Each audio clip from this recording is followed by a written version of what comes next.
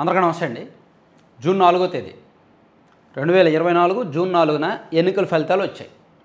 ఆంధ్రప్రదేశ్ రాష్ట్రంలో అధికార మార్పిడి జరిగింది. అప్పటి వరకు అధికారంలో ఉన్న వైఎస్ఆర్ కాంగ్రెస్ పార్టీ ప్రధాన ప్రతిపక్ష హోదా కూడా దక్కించుకోకుండా అత్యంత దారుణమైన ఓటమి చవిచూసింది. కూటమి ప్రభుత్వం అధికారంలోకి వస్తూ ప్రజలు తీర్పునిచ్చిన రోజు ఏడాది అవుతోంది. కాబట్టి 2025 జూన్ 4వ తేదీని వెన్నుపోటు దినోత్సవంగా జరుపుకోవాలి అని వైఎస్ఆర్ కాంగ్రెస్ పార్టీ పిలుపునిచ్చింది. జగన్మోహన్ రెడ్డి గారు పిలుపునిచ్చారు. దానికి సంబంధించిన పోస్టర్లు ఆవిష్కరించారు, స్లోగన్స్ రెడీ చేశారు. 4వ తేదీ దానికోసం రెడీ అవుతున్నారు ఆ కార్యక్రమం నిర్వహణకు. మరోవైపు పవన్ కళ్యాణ్ గారు తమ పార్టీ శ్రేణులకు మరో పిలుపునిచ్చారు. జూన్ 4వ తేదీ ఉత్సవం చేయండి, సంక్రాంతి దీపావళి కలిపి సెలబ్రేట్ చేసుకోండి, బాణాసంచా కాల్చండి, ఇంటింటా దీపాలు పెట్టండి.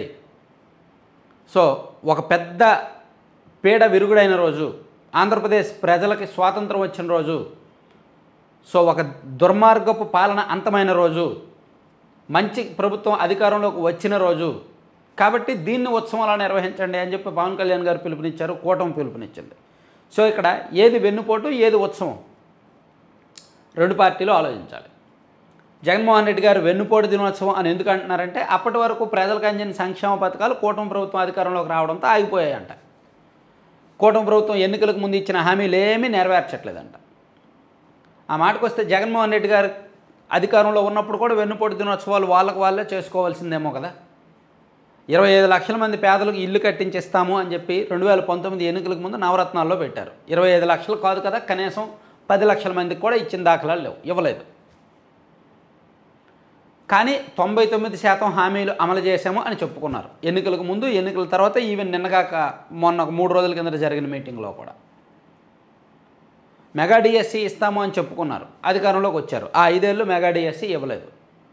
కానీ 99% హామీలు అమలు చేశాము అని చెప్పుకున్నారు, ఇప్పటికీ చెప్పుకుంటున్నారు. సిపిఎస్ రద్దు చేసేస్తాము అని చెప్పారు. ఇలా మద్య నియంత్రణ చేస్తాం, మద్యం నిషేధం చేస్తామని చెప్పారు. అలాగే ధరలు తగ్గిస్తామని చెప్పారు.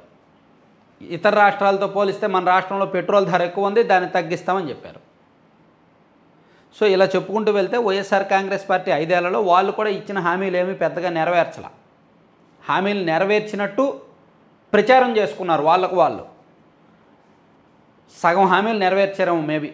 అయితే కొన్ని పథకాలు ఇచ్చారు. అమ్మఒడి లాంటి పథకం ఇచ్చారు, రైతు భరోసా లాంటి పథకం ఇచ్చారు, జగనన్న చేయూత, వైఎస్ఆర్ చేయూత ఏదో అలాంటి పథకం ఇచ్చారు. కొన్ని పథకాలు అయితే తీసుకొచ్చారు, ఇచ్చారు. ఆ విషయంలో అప్రిషియేట్ చేయాలి. కానీ విద్యుత్ ఛార్జీలు పెంచి, ఆర్టీసీ ఛార్జీలు పెంచి, అండ్ పెట్రోలు ధరలను కూడా తగ్గించకుండా, ఇలా వైసీపీ అధికారంలో ఉన్నప్పుడు సామాన్యుడి మీద భారం పడిన మాట వాస్తవం. అన్నిటికీ మించి ప్రజలకు స్వేచ్ఛ కూడా ఉండేది కాదు, ఏ వర్గానికి స్వేచ్ఛ ఉండేది కాదు. ఉద్యోగులకు ఎన్ని సమస్యలున్నా పంటి బిగువును భరించారే తప్ప రోడ్డెక్కిన దాఖలాలు లేవు. ఏ వర్గానికి ఏ సమస్య వచ్చినా బయటికి స్వేచ్ఛగా మాట్లాడలేని పరిస్థితి. ఏ అర్ధరాత్రప్పుడు ఏ పోలీసు ఇంటికి వెళ్తారో అని, ఎవరు వచ్చి నోటీస్ ఇస్తారో అని. గత 5 ఏళ్ళు అలా జరిగింది. అది జరిగే కదా ప్రజలందరూ విసిగిపోయి, ప్రజలందరూ వ్యతిరేకించి, వైఎస్ఆర్ కాంగ్రెస్ పార్టీని, జగన్మోహన్ రెడ్డి గారిని వ్యతిరేకించి కూటమి అధికారం ఇచ్చారు. వీళ్ళు అధికారంలోకి వచ్చి సంవత్సరం అవుతోంది. సో ఇక్కడ వెన్నుపోటు దినోత్సవం అని పిలిచే అర్హత వైసీపీకి అయితే లేదు. అదేం వెన్నుపోటు దినోత్సవం కానే కాదు. అట్ ద సేమ్ టైం ఉత్సవం చేసుకునేంత పెద్ద దినోత్సవమా? ఏమొచ్చింది ఈ 1 ఇయర్లో? వీళ్ళు ఏం చేశారు? అధికారంలోకి రాకముందు సూపర్ 6 హామీలు ఇచ్చారు. సో ఈ 1 ఇయర్లో వాటిలో 2 మాత్రమే అమలు చేశారు. దీపం 2.0 దాన్ని అమలు చేశారు. ఇంకా కీలకమైన హామీలు అమలు చేస్తామని చెప్పి తేదీలు నిర్ణయించారు. ఇప్పుడు జూన్ 12వ తేదీ నాటికేమో తల్లికి వందనం ఇస్తామన్నారు, అండ్ అన్నదాత సుఖీభవ ఇస్తాము అని కూడా చెప్పారు. ఉచిత బస్సు ఏమో ఆగస్టు నుంచి ఇస్తాము అని చెప్పారు. సో ఇంకా మిగిలిన 2 పథకాలు అమలు చేయాలి. 20 లక్షల ఉద్యోగాలు ఇస్తామని చెప్పారు. కనీసం 2 లక్షల ఉద్యోగాలు కూడా ఇచ్చినట్టు నాకైతే తెలియదు. 2 లక్షల ఉద్యోగాలు కూడా ఇవ్వాలి. 20 లక్షల ఉద్యోగాలు 5 ఏళ్లలో ఇస్తామని చెప్పినప్పుడు సంవత్సరంలో ఆల్రెడీ ఇప్పటికే 4 లక్షల ఉద్యోగాలు ఇచ్చేయాలి కదా. మరి ఏది ఎక్కడిచ్చారు? 2 లక్షల ఉద్యోగాలు కూడా ఇవ్వాలి.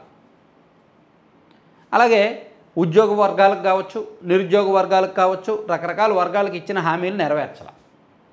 విద్యుత్ ఛార్జీలు తగ్గిస్తామన్నారు, తగ్గించాల. ఇక నిత్యావసర ధరలు అవి ఇవి అలాగే ఉన్నాయి. సో ఈ ప్రభుత్వం అధికారంలోకి వచ్చిన తర్వాత కూడా ఈ 1 ఇయర్లో పెద్దగా కొంత పాజిటివ్ విత్తనాలు నాటడం అయితే నాటుతున్నారు. అమరావతి విషయంలో, పోలవరం విషయంలో, రాష్ట్రానికి కావాల్సిన విషయంలో, పరిశ్రమల విషయంలో, పెట్టుబడుల విషయంలో కొంత అంకిత భావాన్ని చూపిస్తున్నారు, కొంత అభివృద్ధి పదాన్ని చూపిస్తున్నారు, కొంత గ్రామీణ ప్రాంతాల్లో కొంత డెవలప్మెంట్ అయింది. సో అదంతా అయింది కదని చెప్పి ఊరికే ఉత్సవం చేసుకోవాలి, ఇది ఉత్సవ దినోత్సవం, దీపావళి, సంక్రాంతి చేసుకోవాల్సిన అవసరం కూడా లేదు. అంతగా వెలగబెట్టిందంటూ ఏమీ లేదు. సో ఇక్కడ వెన్నుపోటు దినోత్సవం అని ప్రకటించడానికి వైసీపీకి అర్హత లేదు, పూర్తిగా సంబరాలు చేసుకోండి అని చెప్పడానికి కూటమి వాళ్ళకు కూడా అర్హత లేదనమాట.